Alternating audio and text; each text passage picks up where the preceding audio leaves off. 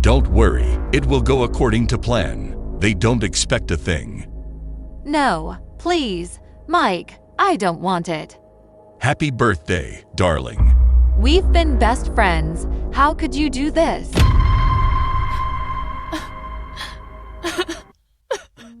Sit back and listen to this fascinating story. Hello. Rose greeted the guests as they walked through the door, giving them each a hug and a kiss. How are you? Come have a drink. There's food on the table. Mike. She greeted her best friend's husband, especially warmly. Is Gwen looking after Andy? Yes. Mike replied, not looking happy, and then whispered, I still don't think it's a good idea. Rose hugged Mike. Don't worry, everything will go according to plan. They don't expect anything. She whispered in his ear. The party started. The guests started drinking, relaxing, and having a good time. Andy's birthday presents were laid out around a large birthday cake. Mike started to get tense. Where were Andy and Gwen? Rose, on the other hand, remained calm and was the life and soul of the party. She was smiling and chatting with the guests. Mike received a message from Gwen. They're almost here. He told Rose. Listen up, everyone. Andy's almost here. Rose shouted excitedly, shouting down the music before turning it off. Mike switched off the lights. The atmosphere was full of nervous excitement. Everyone heard the front door open and nervous giggles were stifled. When the living room door opened and Andy switched on the light, the room lit up. Surprise! Andy stood there dumbfounded, a big smile spreading across his face. Guest after guest came up to Andy to wish him a happy birthday, and glasses of drinks were shoved into his hand. Rose kissed her husband and hugged him tightly. Happy birthday, darling. She exclaimed. I can't believe you organized all this. Andy told Rose. Thank you so much.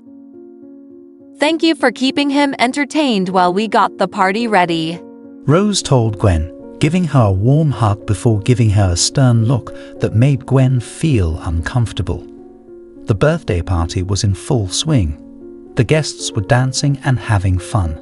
A couple of hours later, Rose announced that it was time for cake, and everyone sang happy birthday. Champagne was poured, soft drinks for the drivers, and the cake was cut. After everyone had tasted the champagne and cake, Rose turned off the music to make another announcement. I have another surprise for my beloved husband. Mike connected his laptop to the TV. He fiddled with the cables for a long time and nervously, but eventually got everything connected and ready for Rose. I have a little presentation I want to show you all. Rose told the guests. And especially for the birthday boy. She said, smiling broadly at Andy. Thank you, Mike, for helping me with this. Rose pressed a button to start the presentation. The guests let out a collective "oh" as photos of Andy as a baby appeared on the screen, with music playing in the background. The presentation continued with photos of Andy when he started school.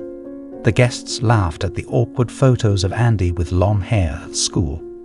The applause erupted when Rose started to appear in the photos where they first started dating, the different holidays they went on together, their wedding, and their whole life together. When the presentation was over, all the guests applauded to show their appreciation and patted a smiling Andy on the back. Wait. Rose exclaimed. I have one more presentation to make. Mike swallowed nervously and turned pale.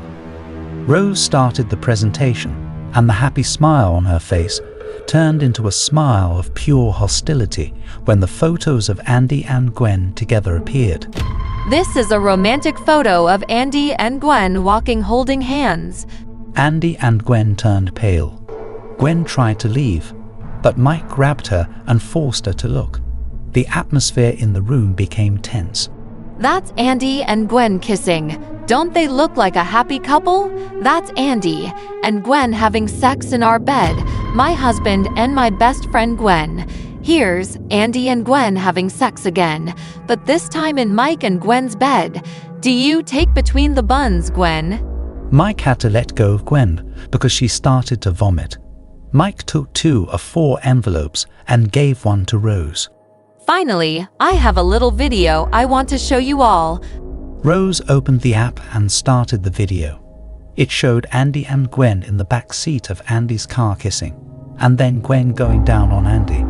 This video was shot the evening before Andy and Gwen arrived. I asked Gwen to entertain Andy and she, of course, licked his banana on his birthday. You lucky boy, Andy.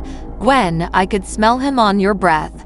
Obviously, Andy and Gwen have been together for almost 6 months and are very much in love, so who am I to stand in their way? Rose handed her envelope to Andy with a disgusted expression. Andy opened the envelope and looked inside. Oh my God. He exclaimed. Honey, I'm sorry. We don't have to do this. We can work it out. Here's yours. Mike growled at Gwen. Gwen's eyes went wide, and she started to panic as she realized what was in the envelope. No, Mike, I don't want it. She said, sobbing, trying to push him away. Please.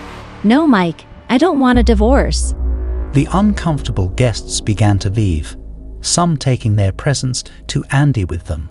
All of them gave Andy and Gwen disgusted looks. How can we stay married when you're pregnant with his baby? Mike pulled out a positive pregnancy test from his pocket. It's your baby, Mike. I know it is.